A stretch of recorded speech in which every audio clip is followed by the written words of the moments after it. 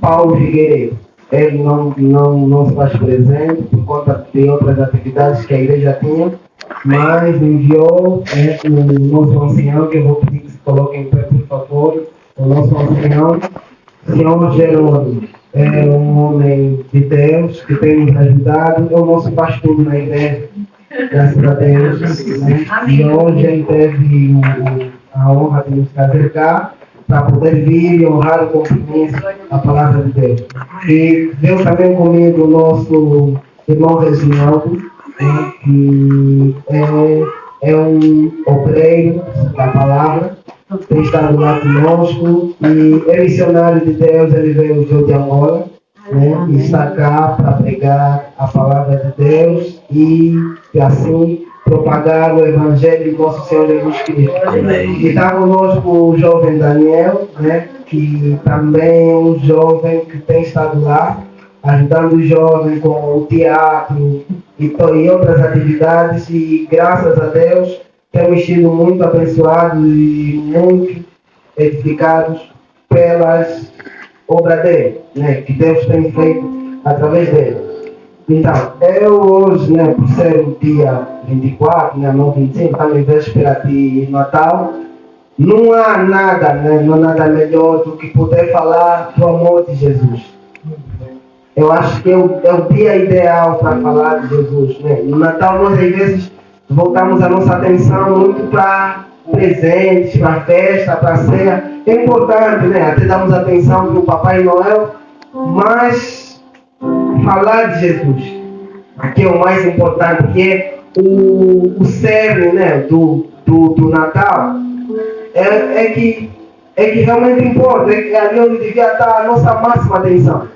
Eu queria pedir, né, à igreja que abrisse a Bíblia no livro de Mateus, capítulo 11, Mateus 11, do versículo 1 até o 5. Mateus 11, de 1 até o 5. Diz assim a palavra do Senhor. E aconteceu que, acabando Jesus de dar instruções aos seus 12 discípulos, partiu dali a ensinar e a pregar nas cidades deles. E João, ouvindo no cárcere falar dos feitos de Cristo, enviou 2 dos seus discípulos a dizer: És tu aquele que havia de vir, ou esperamos outro? E Jesus respondendo disse-lhes: Ide e anunciai a João as coisas que ouves e vês. Os cegos veem e os coxos andam. Os leprosos são limpos e os surdos ouvem. Os mortos são ressuscitados e aos pobres é anunciado o Evangelho. Palavra do Senhor. Glória a Deus. Podem tomar assento, por favor. Quando eu li esse texto é um texto que mexeu comigo. Mexeu comigo porque João está lá, está preso, e ele ouve falar dos feitos de Cristo, ouve falar de Jesus. Então ele envia os seus discípulos para perguntar a ele se ele é realmente aquele que eles esperam. E Jesus responde da seguinte maneira: vão lá, João, e dizem tudo o que vocês estão vendo aqui. Eu achei estranha a resposta de Jesus, porque era mais fácil ele dizer sim, sou aquele que havia de vir, ou dizer não sou aquele que havia de vir. Parece até que ele está se achando. Vão lá e lhe dizem o que vocês estão vendo aqui. Os cegos estão a ver, os coxos estão a andar e os mortos estão a ressuscitar. Mas quando nós vamos abrir a Bíblia, no livro de Isaías, né, o livro do profeta Isaías, pode me ajudar, por favor, no capítulo 35, do versículo 4 em diante. Isaías 35, 4. Diz assim: dizei aos turbados de coração, esforçai-vos não tem mais. Eis que o vosso Deus virá com vingança, com recompensa de Deus, ele virá e vos salvará. Então os olhos dos cegos serão abertos e os ouvidos dos surdos se abrirão. Então os coxos saltarão como servos e a língua dos mudos cantará, porque águas arrebentarão no deserto e ribeiros no ermo. Palavra do Senhor. Amém. Essa é uma profecia do profeta Isaías. O profeta Isaías ele dizia que quando o Messias viesse, os olhos dos cegos se abririam, os surdos ouviriam, os mortos ressuscitariam. Então, quando João Batista manda perguntar a Jesus se ele é aquele que havia de vir, ele disse, vão lhe dizer que os cegos estão a ver, os mortos estão a ressuscitar, os leprosos estão a ser limpos e aos pobres está a ser pregado o Evangelho. Reparam que Jesus não aceita ser identificado por aquilo que ele mesmo fala de si, mas ele se identifica por aquilo que as Escrituras falam acerca dele. Existe um desenho animado que eu gostava muito, o Simba, o Rei Leão. Não sei se alguém aqui já viu o Simba, o Leão. O Simba, quando o pai dele morreu, ele era o herdeiro do trono, ele seria o rei. Então, o seu tio, ele usurpou o reino de Simba, ele queria matar o Simba. O Simba teve que fugir e ficou lá peregrino. E ele conheceu dois amigos, né? O Timão e o Pumba, um suricato e um javali. Então, esses amigos do Simba disseram, olha, ele é um leão. Daqui a pouco ele cresce e ele vai comer a gente. O que é que vamos fazer para não ser comidos por ele? Vamos fazer acreditar que ele não é um leão. Vamos dizer para ele, olha, tu és um suricato. E ele andou como suricato, comeu como suricato, viveu a vida acreditando que ele era um suricato. Mas, o que é que estava acontecendo ali? A verdadeira identidade dele, ele não sabia quem ele era. Na verdade, ele era um leão e ele era um rei. Mas viveu acreditando segundo a informação que passaram para ele. O que eu quero dizer para você nessa noite é o seguinte. Muitas das vezes, nós vivemos acreditando que nós somos uma coisa que nós, na verdade, não somos.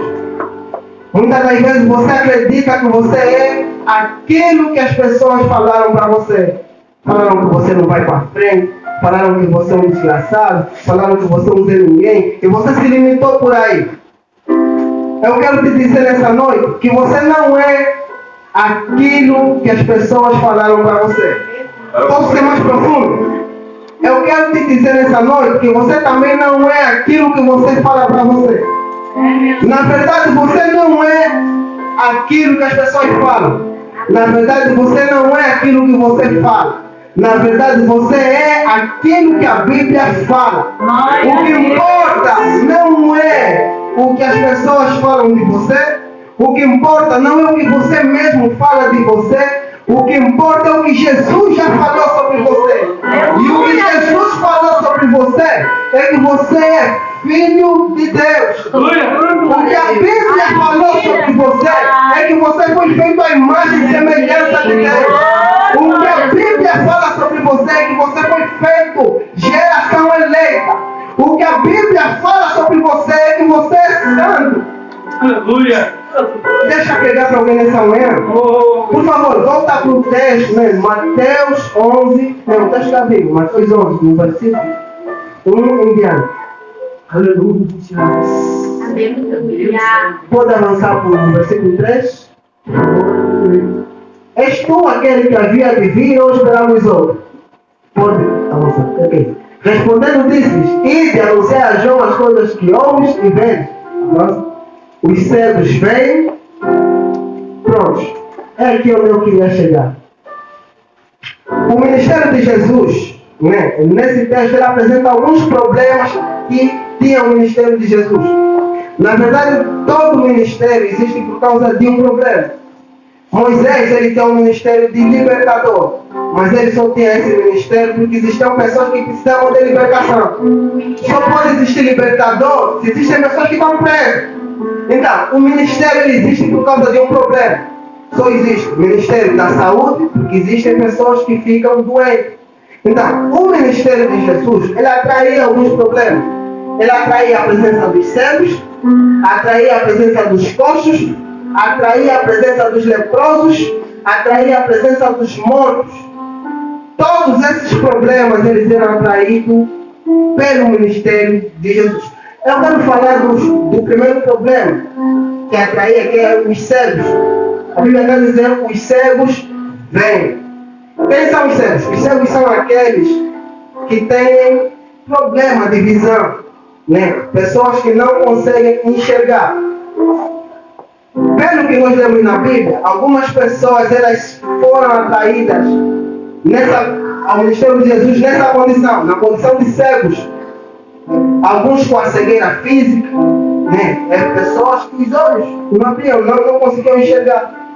Mas alguns, eles têm uma cegueira mental. Pessoas sem visão do futuro, que não conseguem ver mais longe. Alguns têm uma cegueira espiritual. Pessoas que totalmente ignorantes da realidade espiritual. Pessoas que desconhecem sobre a espiritualidade. E a Bíblia vai dizer ali, os cegos vêm. Ele atraía pessoas na condição de cego e os cegos vinham. Com isso eu entendi o seguinte: aceitar Jesus não é apenas um convite para receber uma pessoa, mas aceitar Jesus também é um convite para começar a ver. Aceitar Jesus é um convite para abrir os olhos. Eu não sei se aqui alguém nessa noite está com algum problema de visão. Não sei se tem alguém aqui com a cegueira física. Não sei se tem aqui alguém com a cegueira espiritual. Não sei se tem aqui alguém com a cegueira mental. Mas eu quero te dizer nessa noite que quando você aceita Jesus, você não recebeu apenas uma pessoa, mas você recebeu um convite para começar a ver. Você recebeu um convite para abrir os olhos. Eu não sei o que ainda está obscuro na tua vida, eu não sei o que ainda está oculto, o que você precisa ver. Mas se você foi atraído pelo ministério de Jesus, algumas coisas terão que ser mostradas para você. O que você precisa ver, Deus te fará ver. E a Bíblia continua, mostra o outro problema, que diz o seguinte: e os coxos andam. Quem são os coxos? Os coxos são aquelas pessoas que têm dificuldades em se movimentar. Algumas pessoas foram atraídas, eram coxos físicos, mas alguns eram coxos na vida. Pessoas com dificuldades em se movimentar na vida. Pessoas que a vida não vai para frente. Pessoas com paralisia total. E a Bíblia vai dizer, os coxos andam. Eu quero te dizer nessa manhã que aceitar Jesus não é apenas um convite para receber uma pessoa, mas aceitar Jesus também é um convite para começar a andar. Aceitar Jesus é um convite para movimentar tudo que está parado na tua vida. Eu não sei se tem alguma coisa que está parada ainda na tua vida, mas eu quero te dizer o seguinte: quando você recebeu Jesus, você recebeu um convite para começar a movimentar o que está parado. Dizer que a graça de Deus te alcance, que você possa movimentar o que está parado na tua vida. Que Deus possa te alcançar, que possa movimentar passo a passo. Eu não sei se são os teus documentos que estão parados, eu não sei se é o teu casamento que está parado, eu não sei o que precisa se movimentar, mas eu posso te dizer nessa noite que se você aceitou Jesus, as coisas precisam começar a andar. E o texto vai continuar a dizer: os mortos são ressuscitados. Vemos no ministério de Jesus a presença de mortos, né? Como no caso de Lázaro, que foi ressuscitado. Alguns se aproximam assim com a morte física, e Jesus tem esse poder, ele dá vida. Mas os outros tinham a morte espiritual. Pessoas frias, fracas, pessoas mortas. E a Bíblia vai dizer que os mortos são ressuscitados. Com isso eu entendo que aceitar Jesus não é apenas um convite para receber uma pessoa, mas aceitar Jesus é um convite para ganhar vida. Jesus tem a função de dar vida nas nossas vidas. Jesus tem a função de nos fazer reviver. A morte que nós ganhamos no Éden, no jardim, com o nosso pecado, Jesus tem a missão de nos fazer reviver, de nos fazer voltar à vida, de nos fazer voltar a sentir a presença dele. É sobre isso que Jesus prega, é sobre isso que ele veio fazer. O texto vai continuar dizendo o seguinte: e aos pobres é anunciado o Evangelho. Me chama a atenção, irmãos, que Jesus coloca os pobres na mesma classe de problema que ele coloca o cego. Do mesmo jeito que ser cego é um problema para o ministério de Jesus, ser pobre também é um problema. Eu acho muito estranho colocar o pobre na mesma classe de problemas onde está o cego, onde está o coxo, onde está o leproso, onde está o morto. Ele está dizendo que ser pobre é um problema, tal como ser cego, tal como ser coxo, tal como ser morto. E é muito estranho. Mas repara que todos esses problemas Jesus resolveu com a lei da contradição. Primeiro, os cegos vêm. A pessoa é cega, né? Ela não enxerga, e Jesus lhe coloca na posição contrária, lhe coloca a ver. O que é o contrário de ser cego? É enxergar, é o contrário. O que é o contrário de ser coxo? É andar, tem que andar. Ele coloca na posição contrária. Que é o problema do surdo? Que é o contrário, ele tem que ouvir. O contrário de ser surdo, a pessoa ouve. Então eu começo a entender que Jesus, ele quer fazer isso com a vida de todos nós. Ele quer nos colocar na posição contrária que nós nos aproximamos dele. Muitas das vezes nós nos aproximamos ao alcoólatra, muitas das vezes nós nos aproximamos prostitutas, mas ele quer nos colocar numa posição contrária. Ele nunca fica conosco da maneira que ele nos recebe. Ele nos recebe cego e quer nos colocar a ver. Ele nos recebe surdo e quer nos colocar a ouvir. Ele nos recebe morto e quer nos dar vida. Mas agora tem um problema aqui. Ele recebe o pobre, né? Ele diz, é o pobre que é anunciado o Evangelho. Agora tem um problema. Não sei se é a língua portuguesa, mas eu tenho um problema. Porque eu entendo que o contrário de ser pobre é ser rico. Então seria aí, ao pobre é dado riqueza. Ou ao pobre é dado dinheiro. Ou ao pobre é dado roupa, comida, alguma coisa que seja contrária à pobreza. Mas está dizendo, aos pobres é anunciado o Evangelho. Com isso eu entendi, eu só posso entender duas coisas. Ou ele está dizendo que os pobres não precisam de riqueza, ou ele está dizendo que o Evangelho é riqueza. Aleluia. Aleluia. Ou ele vai dizer que nós não precisamos de riqueza. Você não precisa de dinheiro, ou é isso que ele está dizendo. Eu posso entender dessa forma. Ou ele está dizendo que o Evangelho que ele nos trouxe é contrário à pobreza. Aleluia. Porque esse problema da pobreza e riqueza é um problema muito antigo. A Bíblia, por exemplo, fala que Jó era o homem mais rico do Oriente. E quando a Bíblia fala da riqueza de Jó, vai falar de que ele tinha 7.000 ovelhas, bois. Você percebe que ele, ao falar de riqueza, ele fala de animais. Mas espera aí. Então a riqueza ela é contextualizada, né?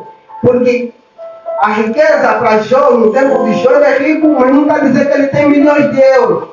Está dizendo que ele é rico porque tem animais. Quando, por exemplo, eu com 1.000 euros, eu tenho, por exemplo, no meu país, eu sou de Angola, eu tenho um dinheiro que as pessoas podem considerar que eu sou rico. Mas o mesmo 1.000 euros, em Portugal eu não sou rico. Então, a minha riqueza, com o mesmo valor, né, o mesmo dinheiro, ele muda consoante o lugar. Há lugar que é mais valorizado e há lugar que não. Então, eu comecei a entender que aquilo que Jesus valoriza, no contexto dele, na visão dele, conforme ele entende, o Evangelho é a riqueza que nós precisamos. Se eu perguntar para alguém, Qual é a coisa mais importante para ti no dia da vida? O que é mais importante para ti? Pronto, quando estamos na igreja, provavelmente alguém diria: Deus é o mais importante para nós. Ok, isso é uma teoria. Mas vamos ver, quantas horas por dia nós dedicamos para Deus? Às vezes, poucas horas, às vezes nada, nenhuma. Dedicamos Deus aos domingos. Mas agora vamos lá, quantas horas nós dedicamos a ganhar dinheiro por dia? Nós trabalhamos cerca de 8 horas todos os dias. Né? Se nós vermos logicamente, o dinheiro é dado mais importância do que outra coisa na vida. Por exemplo, as crianças eles ficam muito tempo na escola aprendendo habilidades que vão lhes tornar um bom profissional para ganhar dinheiro. Então, resumindo, o dinheiro é a coisa que o ser humano mais dá importância na vida. Yes.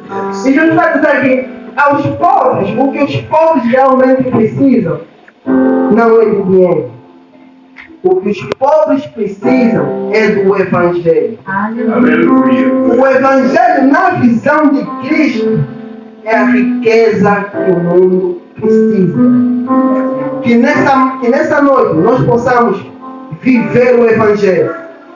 Então você recebeu o Evangelho e você ainda se sente pobre. Então eu comecei a perceber que existem pessoas que são pobres e não sabem que são pobres porque têm dinheiro, e percebi que há pessoas que são ricas e não sabem que são ricas e têm o Evangelho. Aleluia. Eu quero dizer nessa manhã que você nunca mais se sinta pobre, porque Jesus não te olha como pobre, porque você recebeu o Evangelho. Aquele que é o menor aqui será o maior lá.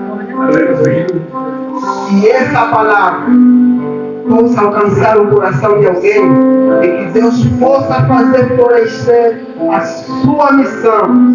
Que você nunca mais se sinta cego, que você nunca mais se enxerga como um posto, que você nunca mais se olha como morto, porque você foi alcançado pelo ministério de Jesus. E que você nunca mais se sinta pobre, porque você recebeu o Evangelho. Palavra do Senhor. Maravilha. Aleluia. Glória a Deus. Amém.